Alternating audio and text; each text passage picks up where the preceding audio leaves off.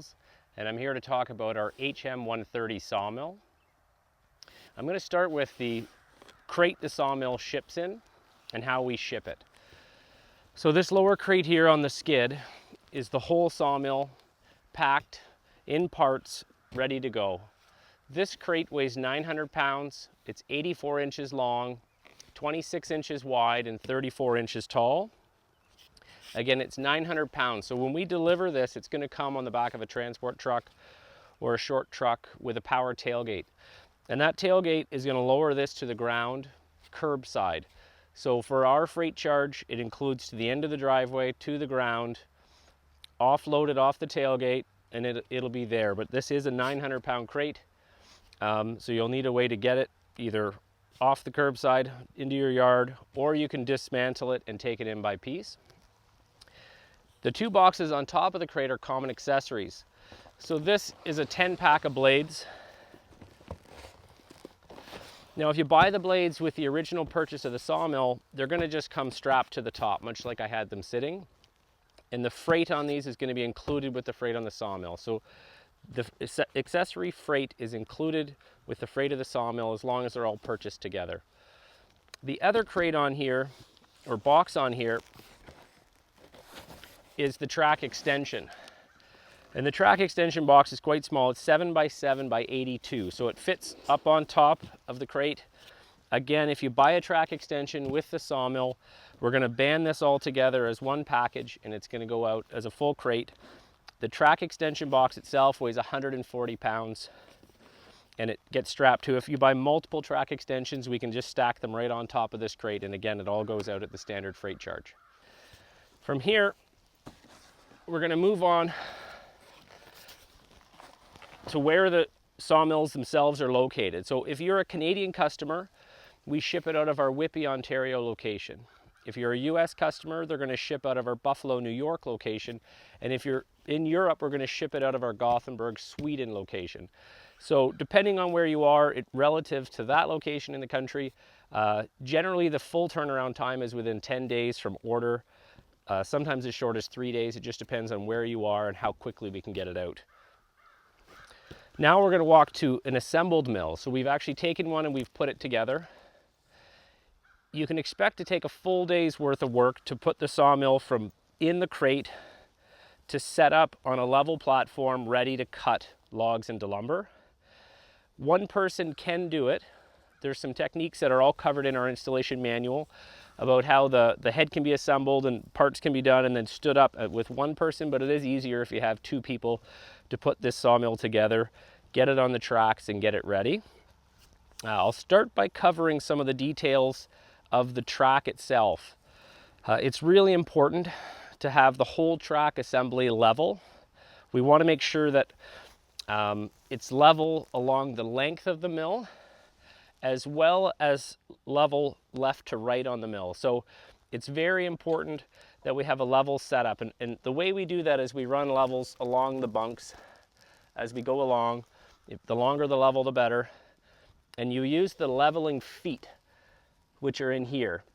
And the leveling feet give you about a 3-inch adjustment.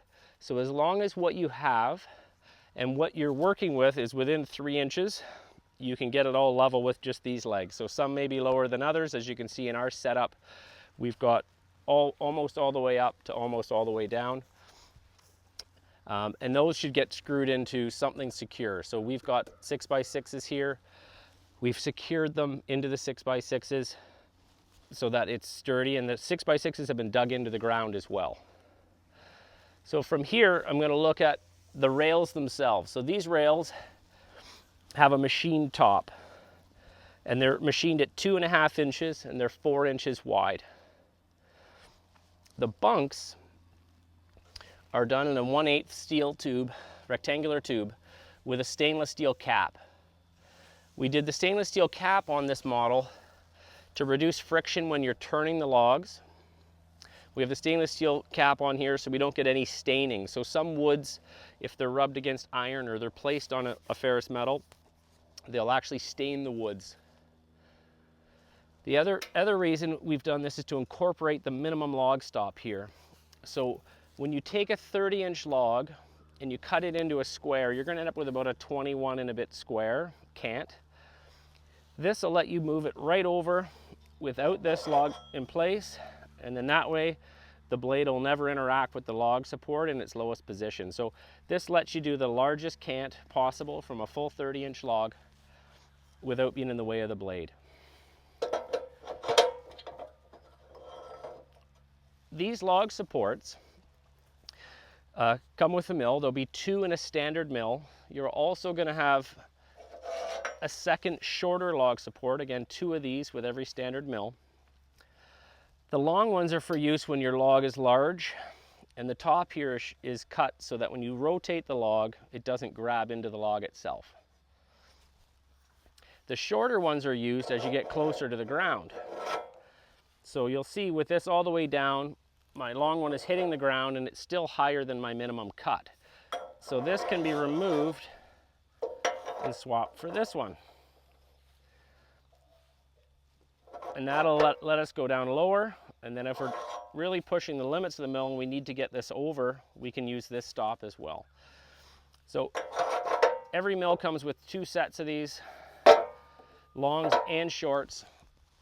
Every track extension will also come with 1 set of these and a clamp as well. So let's have a look at the quick release log clamp now. The quick release log clamp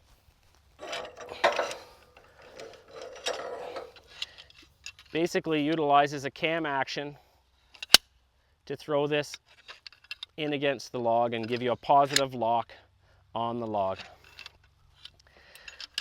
This slides along this rail, or this tube,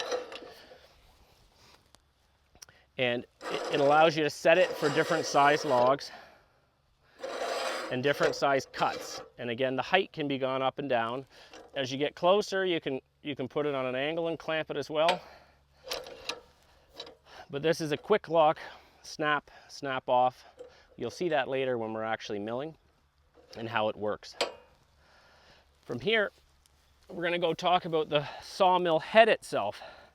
And the head has got a powder coated guard set. So this is an all metal guard set. It's powder coated in our color. We've got 3 latches here to keep the guards closed. As we open these up, it's going to expose the inside here. It's just going to show us all the details of what's inside the head. So first I'll start talking about the band wheels themselves. So these are 19-inch cast iron band wheels. They're a match set. They're the same diameter. They're driven by a centrifugal clutch off the engine through an idler wheel with a 79-inch belt. And this carries the blade, which is a 144-inch. Right now it's got a 7/8 pitch blade on it at 1 1/4 inch in depth through a set of guide blocks. Now these guide blocks are adjustable. There's an Allen key here and an Allen key here, and these guide blocks can move up and down. We cover all this in the manual and the setup.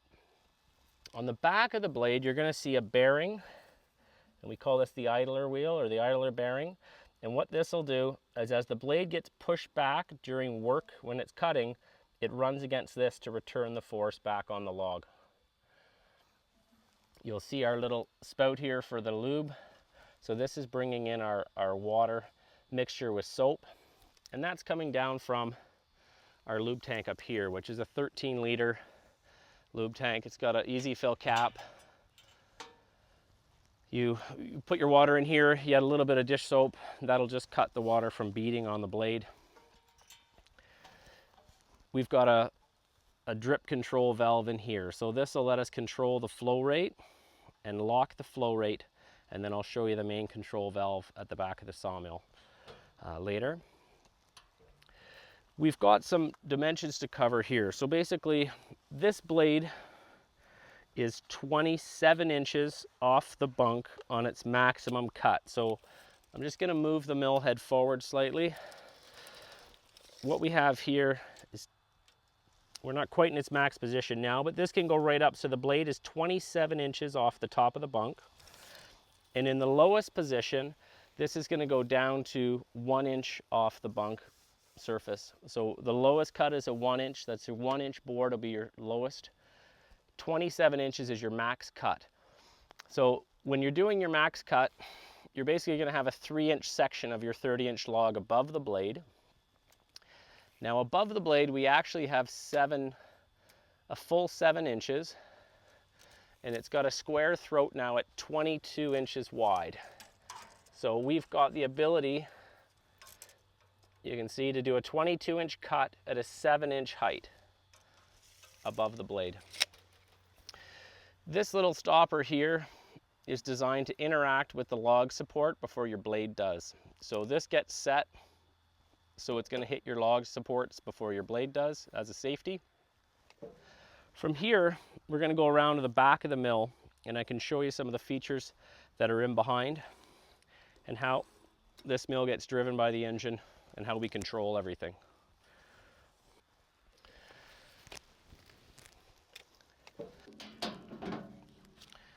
Close the blade guard, 3 latches. Now I'm going to go around the back, and we're going to start with the adjustable blade guide. So we're just covering the 22-inch width between the guides on the front. So what this is going to let us do, this is the lock, this is the slide. This is a milled aluminum slide, so we don't have to worry about corrosion. It's running through nylon bushings, so we don't have to worry about friction. And what this allows us to do is it moves the guide block over 9 inches. So we go from 22 inches to a 13-inch throat. And the 13-inch throat now is going to let us cut more accurate lumber on a narrower lumber.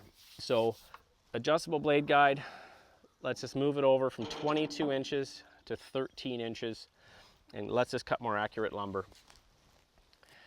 The next part we have here is the tensioning handle. So this controls our blade tension. It's got a nut on the end here that can be torqued with a torque wrench to the torque required based on the model and what's specified in the manual. So all these details, again, are covered in the manual that comes with the machine. The next I'm going to show you here is the throttle position. So right now we have the sawmill set up on the ground. And when it's on the ground, this is a good spot. And you'll see from a user position, I can push here, I can push here, I can push here. And this gives me my throttle. So when I do the throttle, it's a gas and go. I just have to push this, the blade starts, and I can make my cut. But you'll see that if I was raised on a trailer, so a lot of clients will raise it up so the track is 20 inches above this or 24 inches above this. This throttle position is going to be too high. So we've made it so you can relocate the throttle down here on the horizontal, and then you'll be able to push just on the bottom bar, and you'll only have to reach to change the blade height. So that brings me again to blade height. So the blade right now, we had it set around 23 inches off the bunks. This is a locking pin, an indexing plunger. With this out, I can adjust the blade up and down. And what we're going to see here on the scale is about a 1/4 inch per turn. And it's almost effortless, up and down. It's nice and easy. And then whenever I want to lock my position, I just flip the indexing plunger and that's it. I'm ready to cut. Now with our scale here, we have 2 different scales that ship with the mill. On the right hand side of the yellow one, we have a 4/4 board scale. On the left hand side, we have a straight ruler. So this is if you're trying to keep track of what's left on the deck, or you just want to mill dimensionally. This, you go to line, and it'll give you 1 1/8" boards repeatedly. The other scale, these are magnetic, so they're easy to store, is the white scale. And you'll see at the top of this one, we've got 2 and 1. So this will give you a full 2-inch cut, allowing for blade curve. This will leave you with a 1-inch board, allowing for blade curve. So depending on what you're cutting, this just peels off. You can pull it out from the magnet. This one can push back in, and you're ready to go.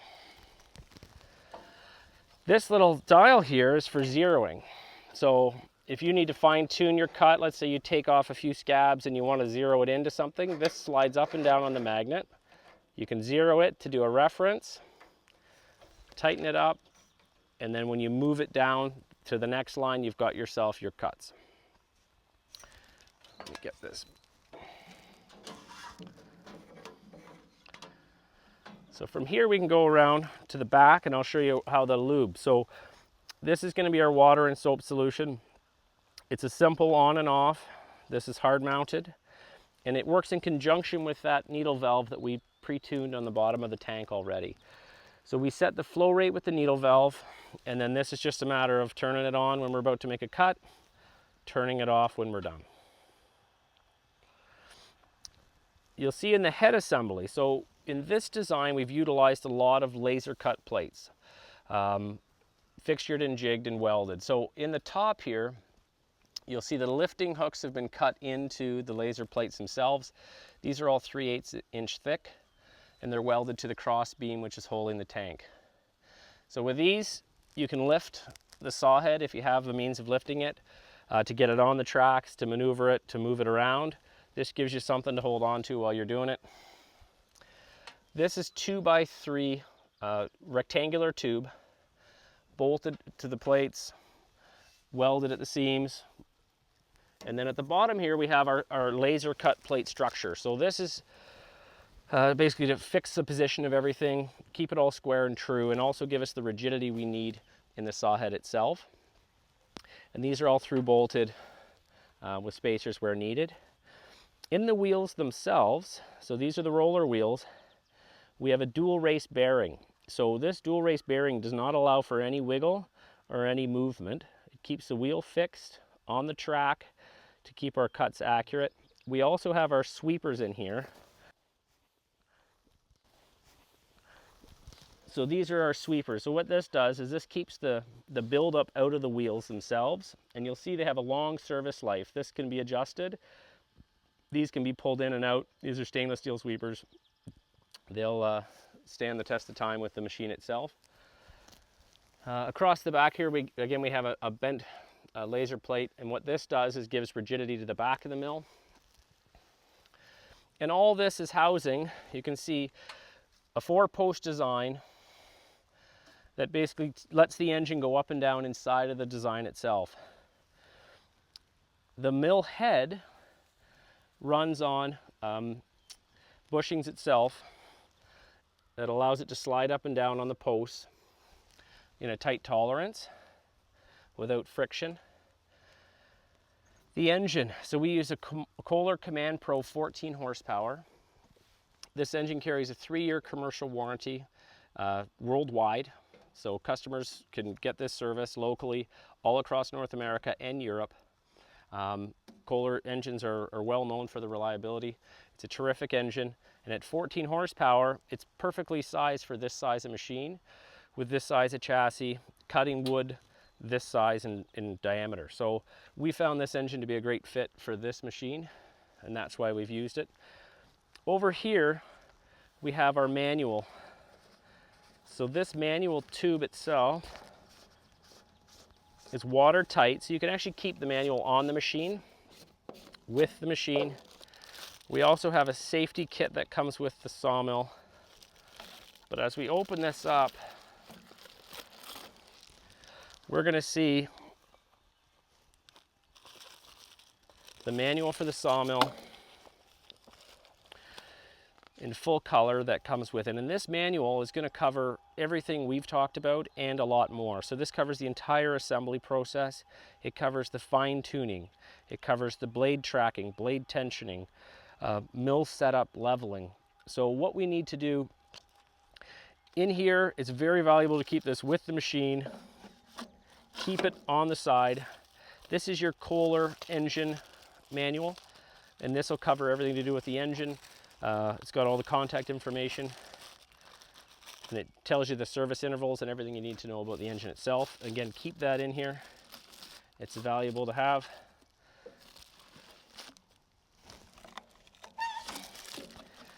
On this side, next to the manual, you're going to see the blade tracking for what we refer to as the left-hand side. So this is how you track the blade. Blade tracking is covered in the manual. The idea of blade tracking is you need to find the natural spot the blade wants to sit on those band wheels. And the natural spot is determined by the angle of the band wheel. So with this assembly here, we can adjust the band wheel, the angle of it within the sawmill, and that's going to tell the blade where it wants to ride. Now, how to do this is all covered in the manual I just showed you. We also have videos showing the exact motions and how to do it. So tracking is done here as well as on the other side of the mill. So let's just... This is the secondary point for tracking. So this is a tracking bolt, and it's done in conjunction with your blade tension. So now if we just look at an overview, you can review that this is a 4-post design. It comes broken down in that crate. It's a full day to assemble. We want to know that its capacity is 30-inch logs. Its top cut is a 27-inch. Its bottom cut is 1 inch. And it's a 14-horse engine to make quick work of what you're trying to do. Now let's get a log, we'll put it on the mill, and we'll show you how it works.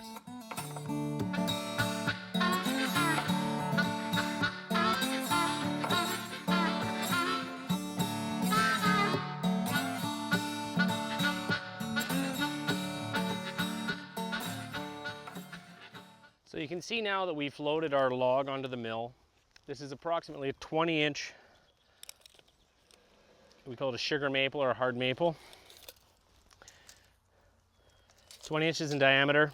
You can see from the back of the mill here, the 30-inch log, or the max capacity, would actually be up into here. And then the head still has another 6 or 8 inches to go to be at max capacity. So what we're going to do now is we've got to clamp this log in place using the quick lock.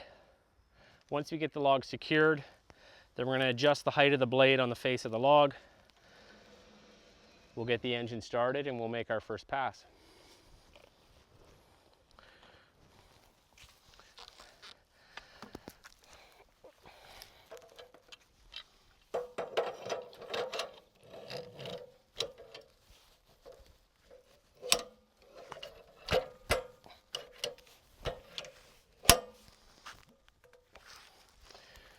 So that's going to secure the log for the first cut. Lay the cantook out of the way. We'll come around to the back. We'd set the tension. We're going to start the engine.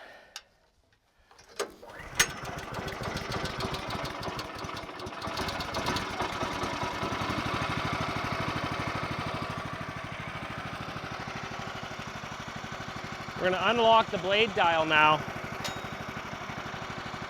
And we're going to adjust the blade to come down on the face of the log.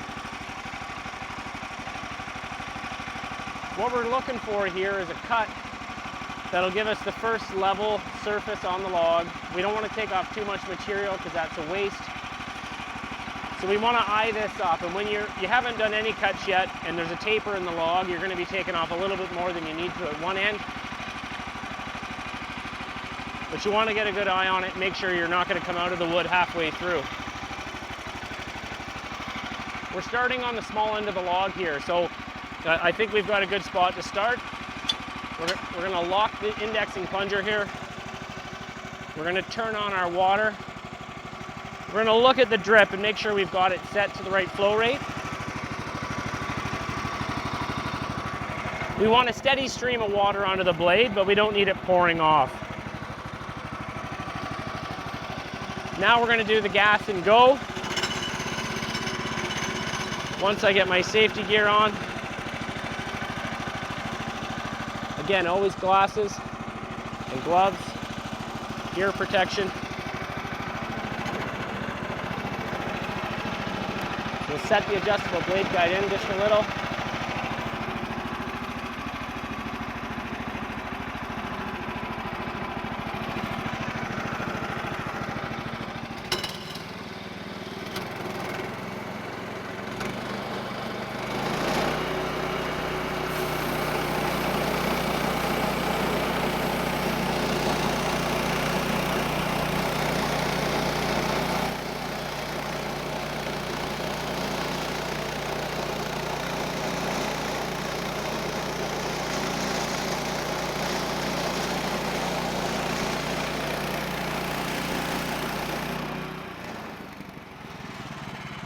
Turn off the lube.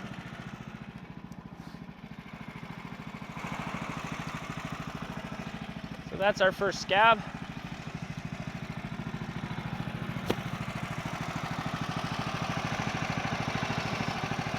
And back across the log for the next pass.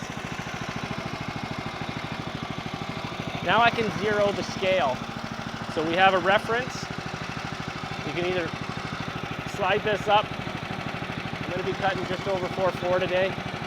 So I want to start on a number 15 here, and then I'll just work my way down.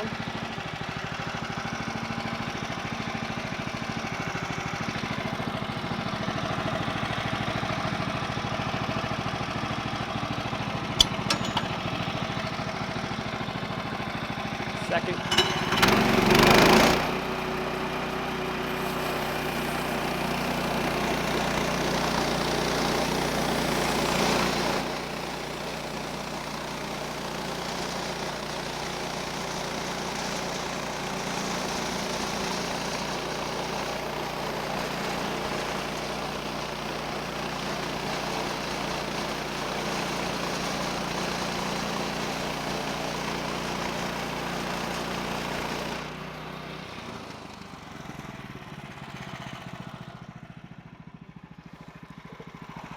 Now we've got our first board cut.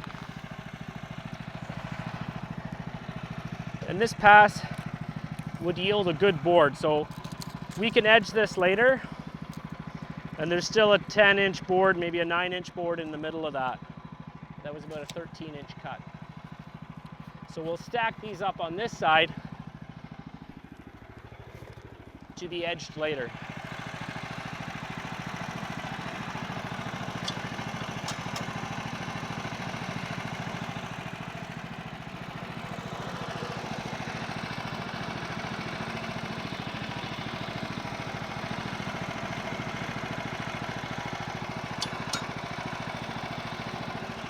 Four turns for the 1-inch cut, or 4.4 cut.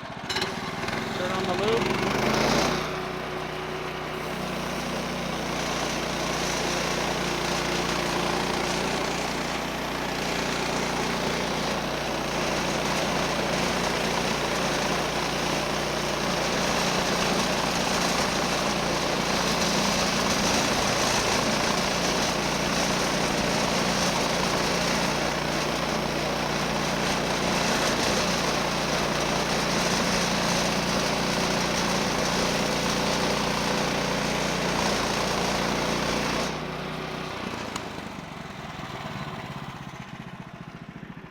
Again, this board we're going to set aside to be edged. Now we're starting to get a bit of a wider face. We're starting to get a nice flat side on this. I'm going to take one more board off the log here, and then we'll rotate it.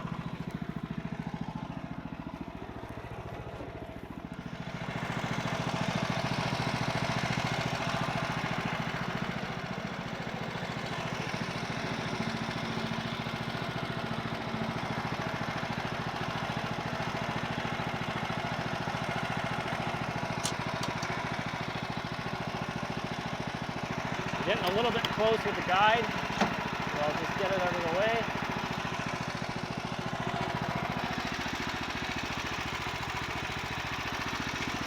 Check the cut.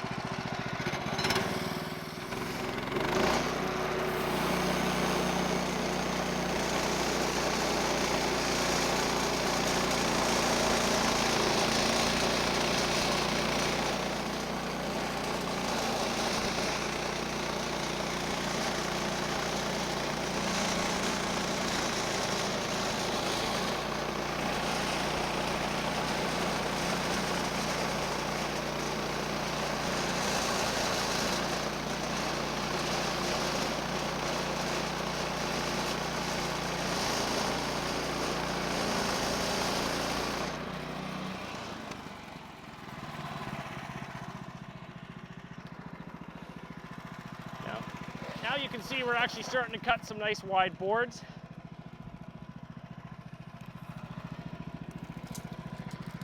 The width of this cut is around 16, 17 inches.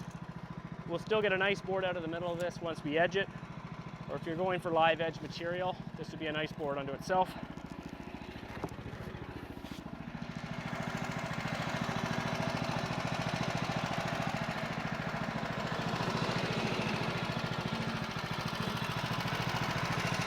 Now I'm going to show you how to rotate the log and reclamp it on the flat side. I'm going to turn the engine off for this.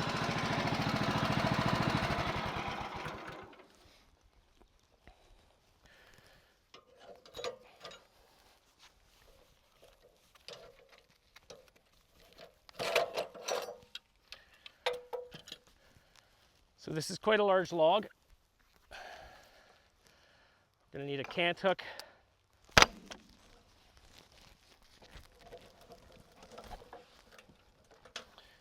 To get it to turn.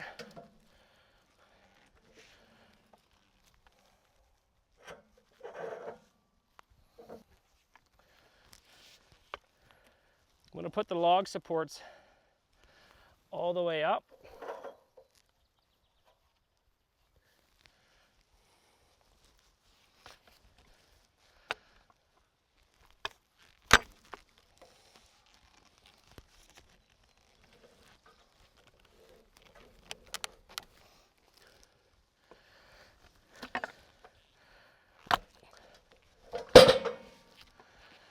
And have the log sit now on the flat side. So we've rotated it 180 degrees. I'm going to drop these supports down out of the way.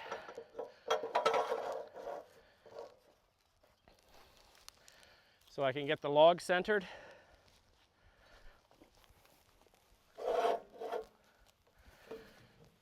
I can use the cant hook to push the log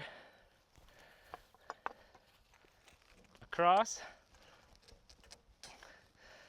Because the log's so large and it's on its flat side now, I'm not going to clamp it for this cut. We'll make passes. The weight of the log will hold it on the bunks now that it has the flat side.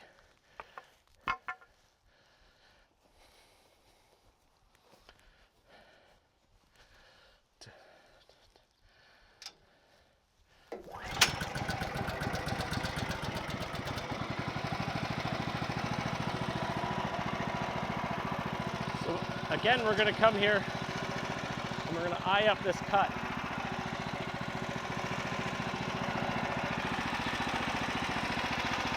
Now, because we have a flat side on the underside, we know that it's going to be a straight pass all the way across. And because this was the smaller end of the log, we don't need to take much material at this end. It'll put off a nice slab.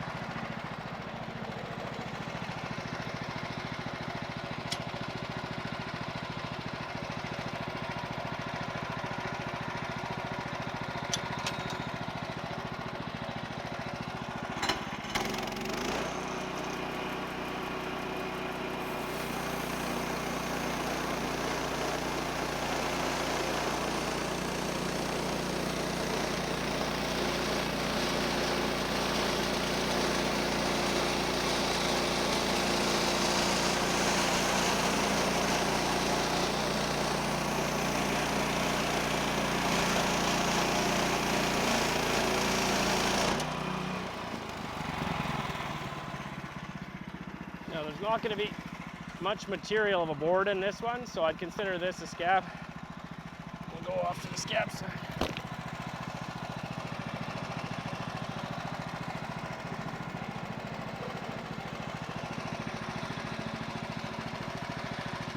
So now that we're into boards,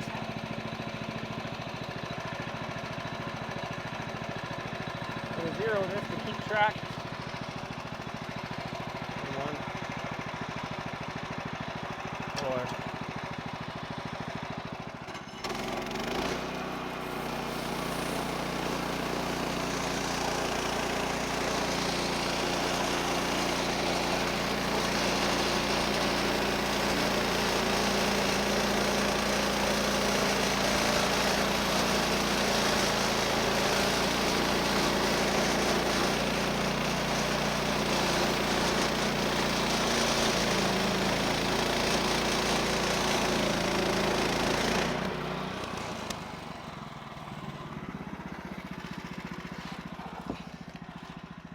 Again, this gives us something to work with.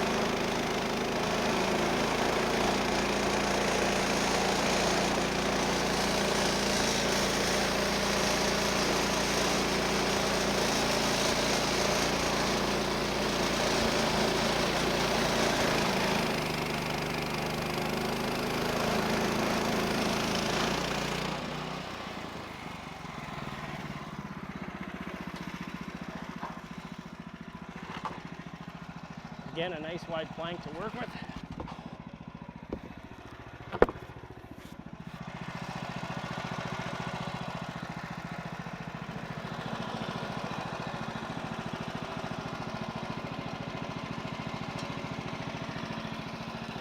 I think what we're going to do now is we'll rotate the log, we'll stand it on its edge.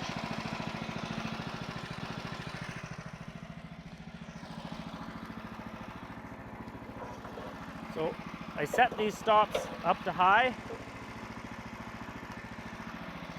both sides. I'm flipping them backwards to give me the highest point of contact without interfering with the blade on the face of the board.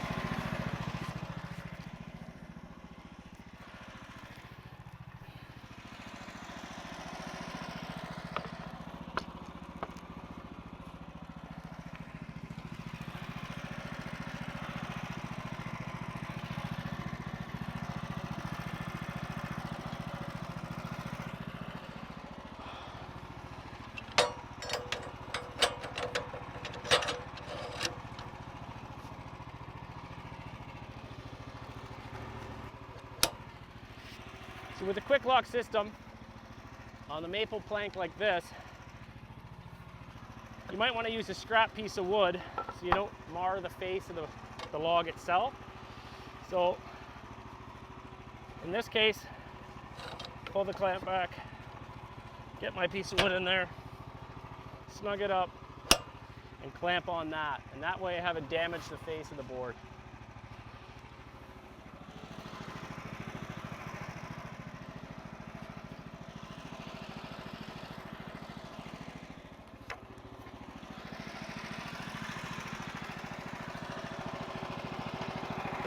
Take this up now for our first cut.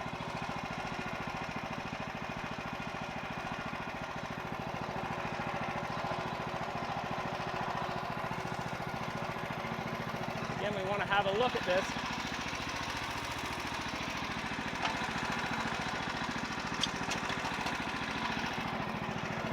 You can set the adjustable blade guide in. Turn on our water.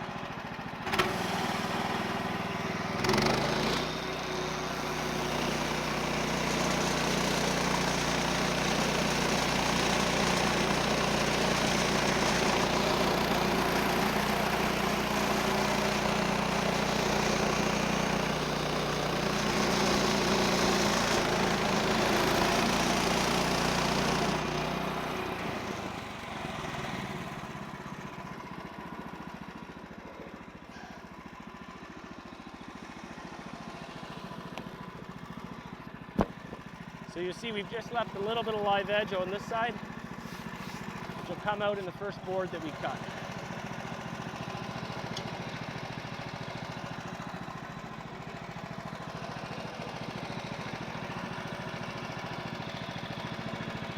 Set our blade scale again.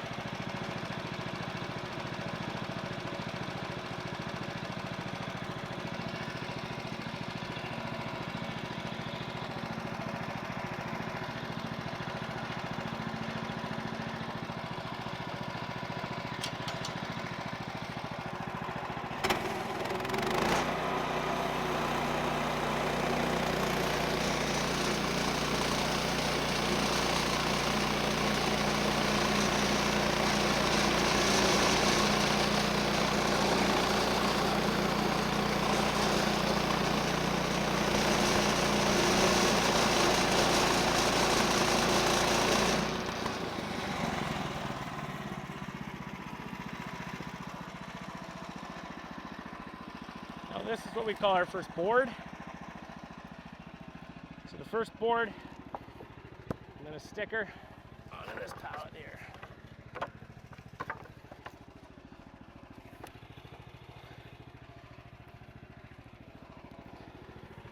You can stack them when you're going. Saves you having to do it after. I'm going to take another board off of this before I flip it.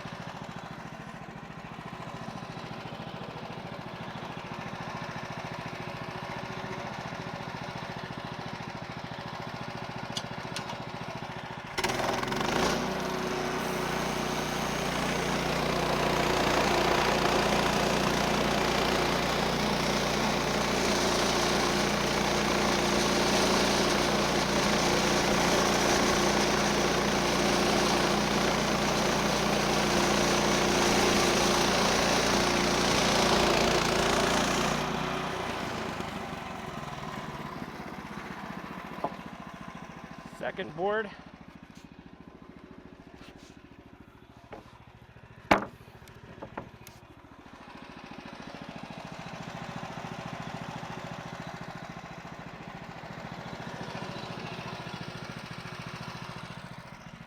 Now we're going to flip this back.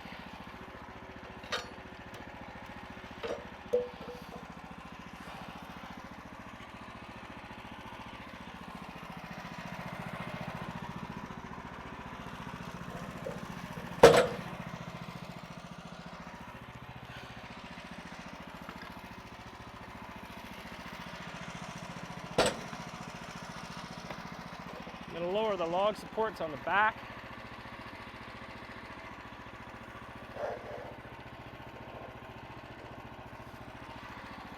It's 6 inches up.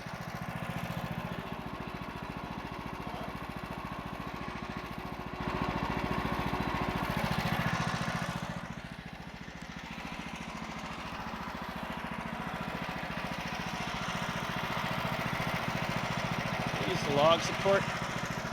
Use the cant hook to get it tight.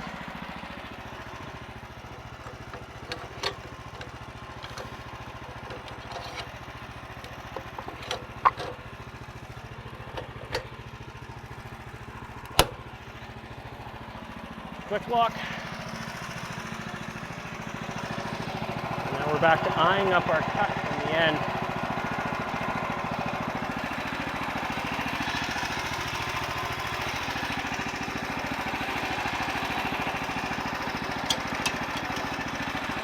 Turn on the lube.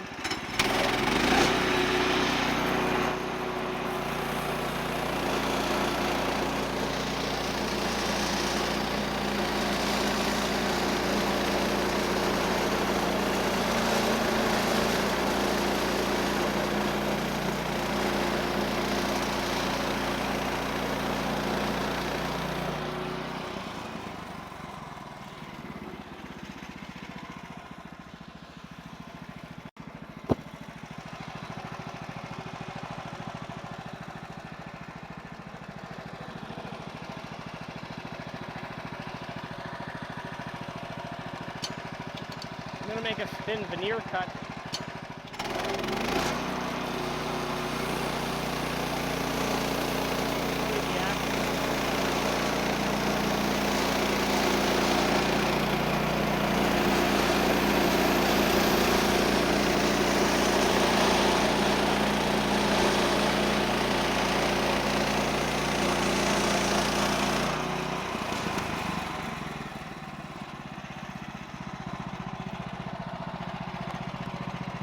Uniform thickness.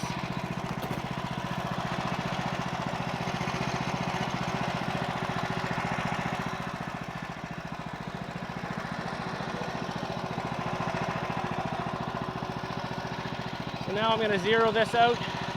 We're going to make a series of cuts to work our way down through the log, showing you different angles, different thicknesses, and we'll get through this log and get the lumber stacked up.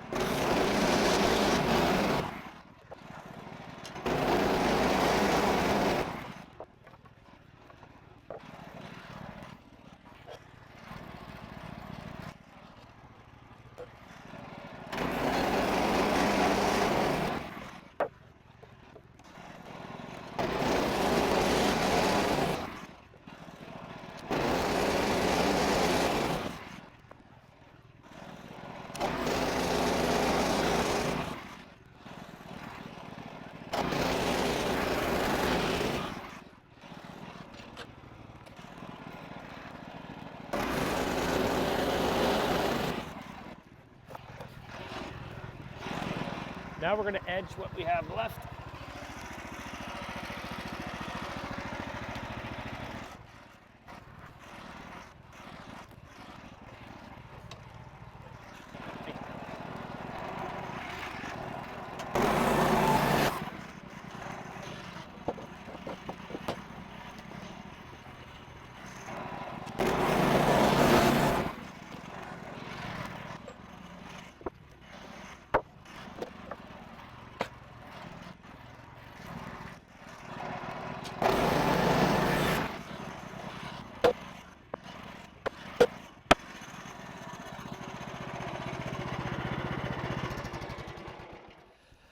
So we finished up with the log. We've stacked all of our lumber. We got just over 100 board feet of the maple cut. The idea of the video was to show you how the mill comes packed, how the mill can be put together and how it's put on level ground, how the mill can be used. It's to help you envision how you could use it, turning your logs into lumber. It was also to show you the capacity of the mill, the speed at which it cut, and try and answer any questions you might have about using the mill and cutting lumber yourself. I hope you've enjoyed the video. This has been Josh with Woodland Mills.